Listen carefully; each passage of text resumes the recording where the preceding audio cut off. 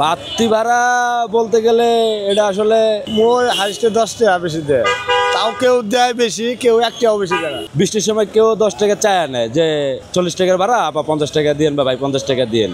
আর দেখা গেছে আপনি যে পরিমাণে হন রিক্সা, ঠিক আছে, এই পরিমাণে বাড়তি ভাড়া প্যাসেঞ্জাররা দিবারও চায় না। কারণ একটা যাত্রী যদি আপনার মনে করেন রাস্তা খাড়ায় 3টা রিক্সা সিরিয়ালে থাকে।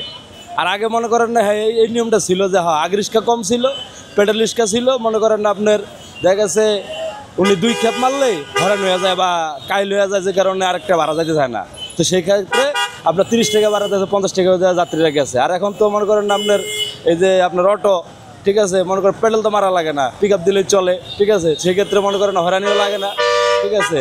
আপনি তো বলতে পারেন যে হিসেবে জিনিসপত্রের দাম, ওই হিসাবে আপনার মনে করেন লাগালপাড়া গেছি আপনার পেট্রোল রিক্সা থাকতে 40 টাকা 50 টাকা ভাড়া, এখন এই 40 টাকা 50 টাকায় বরং আরো 10 টাকা কম দেয়, 30 টাকা দেয় এখন। কম দেওয়ার কারণে যে রিক্সা ওভার, দেখেন আপনি এই জায়গায় মনে করেন যাত্রীতে রিক্সা বেশি, ঠিক আছে। তো সেই ক্ষেত্রে আপনি এখন আমি লাখালপাড়া ডাক দেবো 40 টাকা, আরেকজন ওই ভাই যাবো 30 টাকায়, ঠিক আছে। তো সেই ক্ষেত্রে অনেক সময় দেখা গেছে তখন বৃষ্টিটা একটু জোরে নামে, অনেক রিক্সা দেখা গেছে মুরব্বী যারা আছে ওনারা তো অসুস্থ, সাইড করে বয়া থাকে, তখন রিক্সা একটু চাপ কম থাকে, তখন মনে করেন না আপনি প্যাসেঞ্জার হিসাব করে রোদ বৃষ্টির ভিতরে ভিজা লাভ কি জায়গা, ঠিক আছে। তখন মনে করেন না দেখা যায় লিগেল ভাড়াটা দেয়, অনেক সময় কেউ 10 টাকা চা হলে তোমার বৃষ্টিতে ভিজে চালাইতেছি, ওসব বিষয়গুলো তো আমার টাকা যাইবো, তাহলে ওই হিসাবে 10 টাকা বাড়াই দিয়ে আচ্ছা ঠিক আছে যাও। এখানে তো মনে করেন অনেকে বলে যে রিক্সা ভাড়া বৃষ্টি হলে দ্বিগুণ, ঠিক আছে, বা ঠেকায় নেয়।